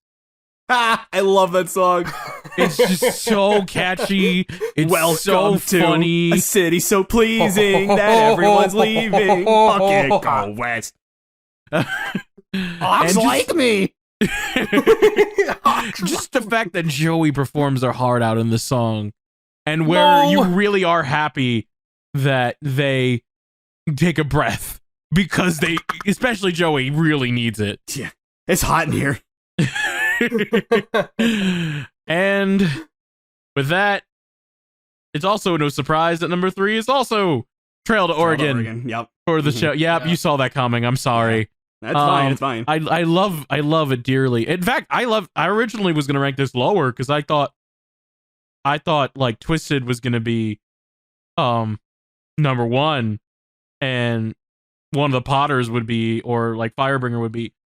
I don't know. I thought this was gonna be like number 4 or something, but no. I actually wound up liking it a lot better than I thought I did, and it was giving me great competition between number 3 and number 2, and even number 1. because I could have put it on number one. But it's a beautiful show. It's hilarious, but it's also like really heartfelt at times too. You can tell Jeff Blim really put a lot of effort into this production and show, and it's great. And it's also what woke up StarKid to not do parodies anymore. So I'm very thankful for that. Because and I really, really enjoy Trail to Oregon, and I liked it a lot better than I thought I would. I think the only thing that makes it be number 3 is not that something brings it down, but the other two I just enjoy more. My number 3 soundtrack, Firebringer. I love Firebringer. I love how rhythmic it is. I love how melodic it is. There's so much. There's so much about it of like a whole crowd, the whole cast getting together and just singing some gorgeous songs. Just love so many of these. The Welcome to the Stone Age we mentioned. But if I'm gonna go for my favorite song, I'm gonna have to go. Well, first I'll give a shout out to Just a Taste, because it's just a lovely song. It's a lovely song about experimenting and just and being in love. It's really cute. Favorite song? I don't really want to do the work today. I don't really want to do the work today. I don't really want to. Wait, what is this? Did you guys practice this whole? You choreograph this? Oh God! We got work to do. Not only is that like freaking hilarious, Lauren Lopez doing this hilarious and gorgeous R&B like groovy number, but also like the very end of it. This is the dawn of our time. That's my favorite musical moment in this whole thing. Like that's like holy shit, that shook me. It's so gorgeous. So I gotta give it to that one for being hilarious and beautiful. Favorite show.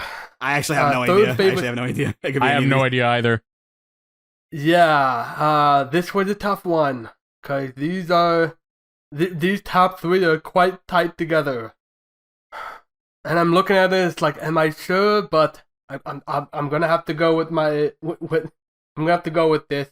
And again, it much like with the others, not anything that's wrong with it directly. I just enjoyed the other two more. Number 3, the guy who didn't like musicals. Didn't like. Ooh. Holy shit! Holy shit! Wonderful. Everything about it is wonderful. It is so.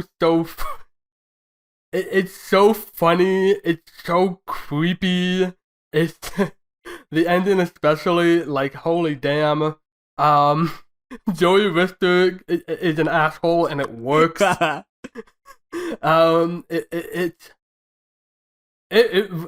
felt it like that. I enjoyed Paul more in my second time. My first time, I thought he was too tame, or too asshole. But I kind of liked him this second time. It's just, especially with the Let It Out. Like, holy damn! Like, it's like a really painful song in a dramatic way. Fantastic. And just it's hard for me to point at something that I didn't like about it. Like, it worked all the way through. And yet, it's number 3. Speaking of 3, I'm the third person to go. Yeah. All right. For the soundtracks, it's weird saying this because I am pretty anti-Disney, but Twisted soundtrack, top tier stuff. Top tier stuff. I did not expect that. I am like the biggest. I probably I'm the most like adamant about it's like no, Twisted is not perfect. Please stop saying this. Like, way too many people call Twisted a perfect musical. It's like stop. But the music is, I think, part of the reason why so many people say that, and it's so. Firebringer has something similar where it's like so many people are singing it, but Twisted's soundtrack, it feels so ambitious and energetic to me, and I love that. I love the instrumentation. I love the variety. There's so much variety here. And the songs themselves are great. Steal Everything, that's a bop. The part of the song where the tone is like da da da da da da da. I love it. It's so good. Sands of Time, it's pretty short. It comes right before Golden Rule. I really like that one. The reprisal for Golden Rule, Gold and Rule, really clever. The Act 1 closer, that one's great. 1001 Nights. So many great stuff. I have written here that Golden Rule is my favorite song, but yeah, it's definitely not true. It's definitely my number 2. We all agree on this that nobody remembers Ahmed is the best song in the play. All hail Ahmed, the tiger fucker. No, Wash, that's something else. That's right. Yeah. But it's also like we all agree that it's a top tier song. Yeah. It's so funny, and it's like I said, right? Like my favorite thing about Twisted is Ahmed, and his song is just perfectly representative of like, yeah, no, this is a throwaway character in the movie, and we're gonna give him a song, and it's gonna slap. And just like the melody of it, like, I'll murder millions of civilians, then they'll remember me. It's like, what's my name? Tiger fucker. Like, this is just, like, even ignoring that, like, this is a good melody with a good singer, with a good ensemble vocal cast, and it's funny. Yeah. It's such a good song. It's such a good song on top of so many other good songs. I gotta shout out Golden Rule. Like, I know it was written there. Like, I love Golden Rule so much. Keep that in mind, and you'll be kind to everyone you meet. It's follow the golden rule. All right. Yeah, it's so good. It's so good. But so as for my number 3 play, what I have on my original first impressions ranking is that guy who didn't like musicals. I want to say that this was hard. I really do. Like you two, it's just like, you know, it's really close. These are super tight. I want to say that because I love this play so dearly, but I can't. And I gotta give it all the credit in the world. When I wanted to cancel this podcast, this was the play that convinced me not to do it. And I appreciate it so dearly, but I can't say that I put Starship on the same pedestal as the other two. And it's mostly Bug and February. I really don't think they have any chemistry at all. But that's like it. The rest of the play is so good. And it's what I like about Starship more than any other StarKid show. And this is definitely not something TTO or Guy Who Didn't Like Musicals have going for them. Starship, it exuberates this kindness. Like, it wants you to leave the play better. And I really appreciate that because it is a storytelling medium, and just like this acceptance of other people, regardless of who they are on the outside, like just this acceptance through hard effort and work, you can achieve your dreams. I love that. Now, this is also a play that has a guy walking on stage in pink plastic sunglasses shooting a gun, smoking pot. So, you know, it's not like too serious. It has those lulls. But I love how kind of a script this is. And, you know, there's stuff like, you know, Taz saying she doesn't like Commander Up anymore because he's gone too soft. But, you know, by the end, it's like, no, she comes to terms with that and they get along. They're still BFFs. It's great. It's Tootsie Mega Girl's kindness that wins the robot over. It's Bugette's sacrifice for Bug that allows them to beat Junior. Like, it's everything. It's so kind. And I love that a lot. It's just, this is, I want to say it's close, but it's not. I'm sorry, Starship. I love you. Number 2 time. Number 2 time. Yeah, so this is the one where you would We'll just say both of them. Yeah, I'm gonna tell this to you, viewers. I finalized this like an hour ago. I finalized this pretty much like an hour ago too, and even then I still was editing a lot during our conversations. Okay, because I finalized this days ago. We all have different number 3s, and that's very exciting. Yes. Now the question is different number 2s and number 1s. Some of us will be different, some of us may not be. You have Starship, I don't, so there's variance there. Yeah, or when we started this journey, I didn't have to think twice. I was like, Starship's my number 1. Starship is fantastic. It's been my number 1 since the beginning, and nothing is ever going to change that. Sure, I haven't watched one of these musicals, but come on, what's it gonna do? Starship is amazing. Starship is so full of love and attention, and it just has a great, sweet story. It has Kick It Up a Notch. It's some of Darren Chris's best work. Fate showed me a new one. Fate ripped me a new one indeed. They made me eat my words. The guy who didn't like musicals was a huge challenge in terms of favorite musical. And it was unique. It was fun. It had a lot of great characters and a lot of wonderful songs, and used the plot of musicals as against you. I will say, just to make things shorter, the soundtrack and the show ranks are the same at this point. In fact, they've been the same since I think Twisted. But I have to really think long and hard about it. Starship is out of this world. But so is the meteor that came down, and the guy who didn't like musicals. I like that better. For both? Okay. See, I figured the soundtrack, but not for the play. I thought Starship would still be number 1. No, I actually predicted them both for the same thing. I love Starship, and a lot of it is nostalgia, I will admit. But it is still one of the most powerful plays and one of my favorite musicals I've ever known in my life. I love the songs. There's so many songs. Let's start with the soundtrack. So many songs that are just amazing and wonderful. Hideous Creature. Life. I Want to Be a Starship Ranger. Beauty. And a part of me really wants to say my favorite song is The Way I Do, because I'm a sucker for love songs like that.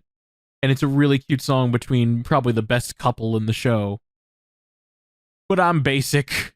I gotta go with Kick It Up a Notch. It's such a good song. It's super good. It's so good. Arguably StarKid's best musical. A song. Arguably. The story is pretty good. Like, I really like what they do. I like the wholesome, feel-good feeling that Starship gives you. And it's really nice. And I really have fun with it, and I really enjoy showing it to people because it's such a wholesome, good feeling. It's a good first StarKid show. And I wish this came out first so that you guys would feel more, or would have felt less hesitant of starting StarKid. But in the end, I have to go with my number 1 pick, which is the guy who didn't like musicals. I didn't think this would happen. But literally, from the moment I first watched it, I knew it made my jaw drop, and it made me I had to think real hard at the first time I watched it. And I watched it right after.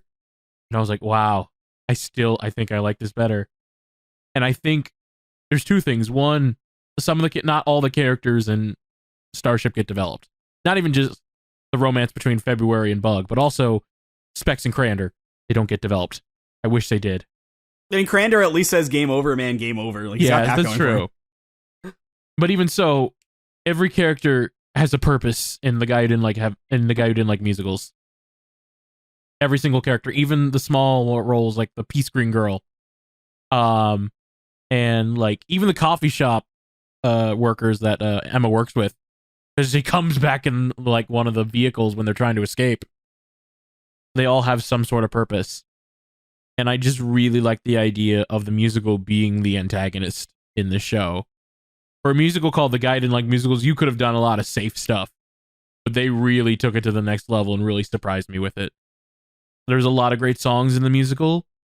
Time to Die, La-Di-Da-Da Day, the opening, And again, I really want to choose Let It Out because it's such a great song that happens in the show. But again, I'm basic. I gotta go with the show-stopping number. I have to. I can't. It's Robert Mannion at its best. And I love it. I love it. It's such a great musical, and I love what they do with it. And it's so fun. It's so dark. The plot is amazing. It's written so well. I love it. I love it. And I love it more than Starship. You did it. The apotheosis is upon us. Yay! So let's end this. So before I say anything else, the soundtrack, the song rankings, that was hella easy. I knew what this was like as soon as I heard the soundtrack for the first time. I love the opening music in Trail to Oregon, but like, come on. Come on. It's gotta be Guy Who Didn't Like Musicals. Yeah. That's my favorite. TTO is fun, and I will say that my favorite StarKid song is still Speedrun. I do like that more than Showstop a Number. Come on. Like, do I have to explain myself here? No. And this is not a diss on Trail to Oregon, trust me. I put it above Twisted, Starship, Firebringer, Potters, Listen to Your Heart, Joey, like a lot of really good stuff. But like it was never gonna be close. That's fine. Now, for my original list, my top two, I had Starship at number 2, crying, and my number 1 was Trail to Oregon. I cannot tell you how much anguish I have been in these like last 2 days trying to rank this. On the one hand, you've got the best soundtrack. A Guy Who Didn't Like Musicals. It's, again, I know I keep saying this, but I don't like musicals. But the musical, like, this only works as a musical. I love that so much. And if this wasn't a musical, I would certainly like it less. And it being a musical where the songs are pivotal to it and they're all good, like, when I was listening, I was going through the soundtrack because I do this on the regular, and I wasn't really listening to this one, but then it just kind of came up by default, and I heard, "Have a cup of roasted coffee," and I'm like, this song's awesome. And then "Have a cup of poison coffee." I'm like, this is so good. And the places that it goes, it's dark, but it's funny. It's sad, but it's so, like, again, like, it's like a hopeful kind of sad, and every time like one extra step is taken to eliminate that happiness, you're like, it's like, ooh, ooh, ooh, and it culminates with Inevitable, which is very much left up to interpretation, but no matter how you interpret it, still ends on that bam of an ending. With Lauren Lopez begging for you to send her help as they drag her off the stage. And they're like waving goodbye. Like, bye everyone. On the other hand, and I don't think this is really a contentious point either, we've got the funniest of StarKid's productions. Definitely their most inspiring, at least to me, because, again, it was something that Jeff Blum had worked 10 years on. You got Trail to Oregon. Trail to Oregon, I said this in the episode, and I'll say it again, because it still stands. Little known fact, when Jeff Blum was writing this, he thought, I'm writing this for KirbyFan. I can't think. Have a song about speedrunning. Like, hello. It's such an efficient play. There's 5 actors in an ensemble, but they're like, just get Joey Richter, it'll be fine. It's got Joey Richter. There's that. Guy Who Didn't Like Musicals had more characters, but I can pick a least favorite. I can't do that with Trail to Oregon. I said in the episode it's the daughter by extension, but I don't agree with that anymore. And I can't give you an answer. I thought maybe the son, but it's like, no. It's like, I can't tell you who my least favorite is. Again, really goddamn funny, but Guy Who Didn't Like Musicals has like the best highs into the lulls, just in terms of like kind of overall. But if we're talking about specific moments, Trail to Oregon's got the best ones. Like I said before, going from Pays to Be an Animal to Worlds at Stake, like, it's perfect. Like, I can't think of anything better than that. And it's so hard because one play is so inventive, but the other play is just so much fun. But talking about them, and I know I say how hard this is, and I'm going to give the most predictable answer. but talking about them and just being like, oh yeah, guy who didn't like musicals, it's so good, here's why. And literally not being able to stop myself talking about TTO. It's close, it's razor thin, but I gotta say, guy who didn't like musicals, it's a goddamn masterpiece, but I'm going Naked in a Lake in Oregon. Trail to Oregon. Yeah. It's gotta be my favorite one. I know it's predictable, but there's a song about speedrunning in it. It was literally written for me. Yeah, I knew it was your favorite. I knew from the moment we had that episode. I know, and when you say that, I'm like, God damn it, because this was so hard. I don't want to sell Guy Who Didn't Like Musicals short. It's so good, and it's way closer to Trail to Oregon than I thought it was on my first watch. I said I liked Starship more than Guy Who Didn't Like Musicals before, and we see how well that holds up. Still sad, but we see how well that holds up. It's just what good plays. All right. Wash, end this now. For context, audience, it's been 4.5 hours. We're almost at 420. Rock. It's been so long.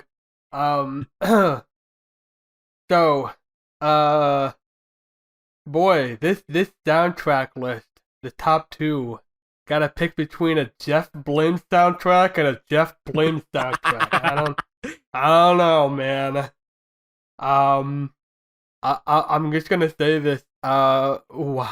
While you two were talking, I was looking at my list, and it's like, do I really think that?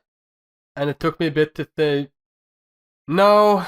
So I swapped it. Guy Who Didn't Like Musicals is better. It's a better soundtrack. It's the soundtrack that it's the soundtrack that makes the most sense to be a soundtrack. Like it's like we said, like it has to be a musical. Like this is the one that just makes the most sense. It's so much variety in this in the songs. It's so it has so much darkness, like we mentioned with the Not Your Seed. If I gotta go with favorite song, I gotta be Basic. Show-stopping number. Shout out to Lottie Da Da Day. I really enjoyed that one. Joey Richter as the happiest homeless man who used to be on bath salt zombie drugs. So this is the only one where we not only agree on the placement, but also our favorite song. This is the only one. Yes. Yep. Yes. That's the power of show-stopping number. That's how powerful show-stopping number is. Robert Mannion. I still feel that Kick It Up a Notch is better, but I mean, it's so hard to say that. I don't want to disappoint Greg and Steve and Stu and Mark and Leighton and Chad. So what about your number two? Untitled Oregon. Holy shit, this is so much fun. I'm not gonna let you not talk about TTO. Like I'm not gonna let you not. Trail to Oregon is an absolute bop, start to finish. Gone to Oregon is fantastic. Independence with Joey Richter as everyone. Everyone. The Grind, which is both like a slow country song and a disco groove. Dysentery World, which is this like weird abstract number that like also bangs. Wagon on Fire, great Act 1 closer. Cock the Wagon I quite liked. It's going for the perverted joke, but also it's just a quite nice song. Speedrun rocks, literally rocks. The audience loved Speedrun. When they finished, the audience went nuts. Yeah. But if I'm gonna go say my favorite song, I gotta be Naked in a Lake. Wow. You skipped Worlds at Stake, so I'm like, oh, it's Worlds at Stake. I mean, that's a good pick too. No, Worlds at Stake is also Well, this thing is also great, especially the reprisal Yeah. with the general store guy. I think you also skipped Lost Without You too. Yes, you also skipped that one. There's look, there's so many that I'm skipping. Like Yes, I that's love fair, every that's single one. I didn't even like shout out to Page to Be an Animal. That one, like one of my favorites as well. I've been listening to that song again and again and again. Naked in the Lake, man. Wow, just so fun, and like 10 million points for the sax solo. Yeah. God damn. And that's the thing, like you were saying, like how many songs I skipped. That kind of shows like just how freaking good this soundtrack is. Yeah. And I think you put it best. You're comparing a Jeff Blim soundtrack to a Jeff Blim soundtrack. Yeah. All right. Now, as for my top 2 favorite shows, so you may have noticed that I didn't mention Starship Yeah. yet. Correct. It's TTO and Starship. Yep. Yeah. Boy, let me tell you, I sure love puppets. I fucking love puppets, man. Like these puppets, they're a blast. They're so much fun to watch. So much great comedy from these, and so much good performances. Trail to Oregon is number 1. It's the most fun that there is in this whole thing. I will say that this is the first time in these podcast series where my number 1 isn't like my super number 1 like Hot Fuzz is, or Tokyo Godfathers. Trail to Oregon is extremely fun. It's not like holy shit, this is everything to me, but it's definitely the StarKid musical I can most highly recommend. While Starship had puppets, Trail to Oregon had Joey Richter as everyone. I mean, that's basically like a cartoon. Yeah, pretty much. Pretty much. Him as the Bandit King and the general store guy and the dumb ox. Shout out to the Jamie Lynn Beatty line. Oh, General Store Guy. Both of these are a blast. Starship, I also want to give a shout out because like it's as I mentioned like 5 days ago when we first started recording this, it is so comforting. It was like nostalgia, even though I don't really have that much nostalgia with this because I only watched like half of it. But it is so warm and so pleasant. And it's a real fun time. Definitely can agree with the chemistry of February, but I also feel like February doesn't even show up that much for me to really ruin it. So yeah, there we go. We've made it to the top 12. Yep. And There wow, we go. what a journey. Yeah, so normally we repeat everything, but we've been recording for 4.5 hours, so Yes. let's just go on to the averages. Yes, please. Yeah. Okay, so I finally calculated boop boop boop, and from the bottom up, in the soundtrack ranking, we have Holy Musical Batman at 3 points, Annie at 7, Me and My Dick at 12, Senior Year at 14, Potter Musical at 15, Potter Sequel at 15, There's gotta be a tie. There's gotta be a tie. A Black Friday at 21, Firebringer at 25, Twisted at 26, Starship at 28, Trail to Oregon at 32, and Guy Who Didn't Like Musical at 36. It's always gotta be a tie. Always gotta be a tie. Always. I'll be very shocked if there's not a tie for the normal rankings. For overall StarKid ranking, from the bottom up, Me and My Dick at 4 points, Annie at 7 points, A Very Potter Sequel at 8 points, A Very Potter Senior Year at 14 points, Ow. A Very Potter Musical at 15 points, Holy Musical Batman at 17. Black Friday at 22. Twisted at 24. Firebringer at 24. I told you. So they have a tie for fourth place. Starship at 32. Guy Who Didn't Like Musicals at 33. Rail to Oregon at 34. Let's go! Woo! We're finally done with this. Weird. Hey, it's not shit. If anything, I've learned.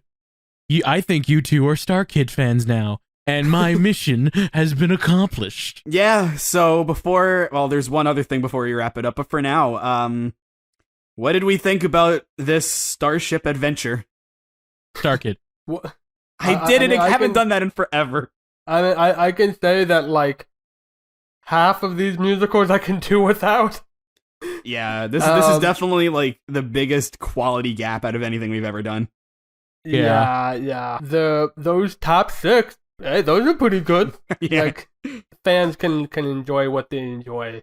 But it's definitely been fun to watch something with the same band of folks over 10 years. Yeah. See you got to stay. See you had to leave.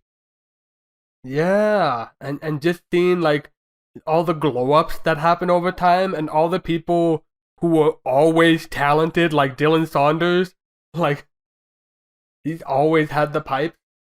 And it's just, yeah, this is really, there's a good sense of, like, what is and what isn't a StarKid show. Would be nice if if they get somebody other than the Lang brothers to do the writing for this, but maybe that's part of the magic. Yeah. I've always loved StarKid, and I remember watching the documentary. I remember one of the audience members saying, it's nice to connect with a bunch of people who know what we're talking about instead of shoving it under our friends' throats and then being like, oh, cool. Now I'm happy I don't have to do that with you two anymore. Yeah, right? Yes. And I was a blast. Thank you for seeing me through the whole thing. Even when it got tough. Through thick and thin. Yep. This is definitely bittersweet because, we're done. Like, wow. StarKid has just kind of been such a big point of my free time in these last 4 months. Like, weekly, we watch these plays weekly, talked about them, I engrossed myself in the soundtracks, the actors, because, like Watch said, it's the same people generally. It's just, we're done. There's nothing really left except to wait for the next thing. Hopefully, which we don't know when it is. Hopefully, it's still Nerdy Prudes Must Die. Yeah, I hope so. But we won't know until we know, When you gotta go, you gotta go. Speaking of going, we need to go away from StarKid for a bit and move on to something else. Move on to something else. That is correct. I'll take over from here. As you wish, I pass the torch to you, Kirby fan. Yep. Wash is like, oh, thank God I still don't have to edit.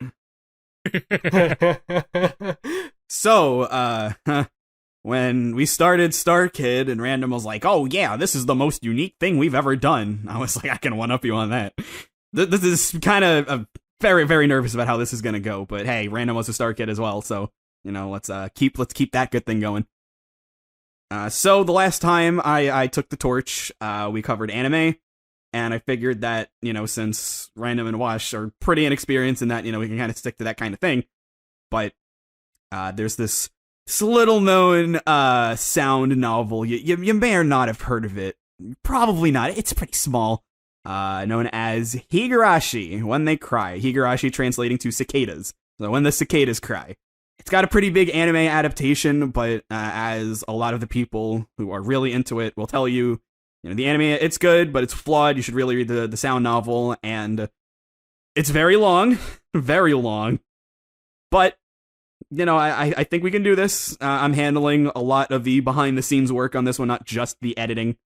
So, I will guide us through it to the best of my ability.